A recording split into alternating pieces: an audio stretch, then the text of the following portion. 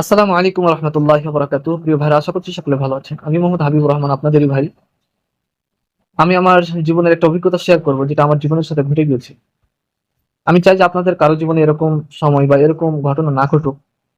পৃথিবীতে প্রত্যেকটি মানুষে আসে একটা জীবন নিয়ে ভাই। এই জীবনটা যখন তার চলে যায়, এই জীবনটা যখন শেষ হয়ে যায়, তখন তার আর শেষ হওয়ার কোনো কিছু থাকে না। সবই তো শেষ করে দিয়েছে, শেষ হওয়ার আর কোনো কিছু থাকে না। তো আপনাদেরকে বলবো যে একটাই জীবন, এই জীবনকে লালন পালন করুন, এই জীবনের মূল্যায়ন নেন। না হলে এই জীবন যখন আপনার জ্বলে পুড়ে ছারখার হয়ে যাবে, জীবনের প্রতি মায়া কাজ করবে না, তখন হয়তো বা আপনি নিজেকে কন্ট্রোল করতে পারবেন না। তখন কোনো একটা দুর্ঘটনার শিকার হয়ে আপনার জীবনটা চলে যাবে। আমি চাই না যে আপনার জীবনটা চলে যাক, কিন্তু এই সমস্ত ঘটনাগুলো আপনার জীবনে না ঘটুক। যে ঘটনার কারণে আপনাকে মনে হচ্ছে বেঁচে থেকে আর লাভটা কি? মরে যাওয়াই তো ভালো। যে ঘটনার কারণে আপনাকে মনে হচ্ছে হয়তো আর কয়েকদিন বাঁচবো, জি না, এই জীবনটা হচ্ছে অনেক সুন্দর জীবন। ওই জীবনকে আপনি সাজালো গোছালো করে তুলুন। এই জীবনটা অনেক সুন্দর। এই জীবনে অনেক কাজ বাকি রয়েছে আপনার দ্বারা, যে কাজগুলো আপনাকে সম্পাদন করতে হবে। আল্লাহ আপনাকে দায়িত্ব দিয়েছে কাজগুলো সম্পাদন করার। এই কাজগুলো সম্পাদন করতে হবে। আপনি আপনার জীবনকে সুন্দর করে তুলুন, এটা আপনার দায়িত্ব।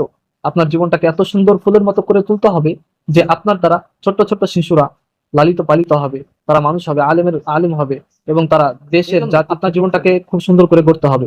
এখন গড়বেন কিভাবে? আপনি তো এমন এক ধাক্কায় পড়েছেন, এমন এক দুর্ঘটনার শিকার হয়েছেন, যে দুর্ঘটনার কারণে আপনার জীবনের প্রতি আর মায়া কাজ করছে না। মনে হচ্ছে যেন আপনার জীবনটা হারিয়ে গেছে। এই জীবনকে বেঁচে থাকার চাইতে মরে যাওয়া অনেক ভালো, এরকম মনে হয়। প্রিয় ভাই, আমি একটা কথা বলি, যে জীবন হচ্ছে একটাই, এটাকে সুন্দর করে যদি চালান তাহলে সুন্দর হবে। আর যদি কোনো ধাক্কা দুর্ঘটনার শিকার হয়ে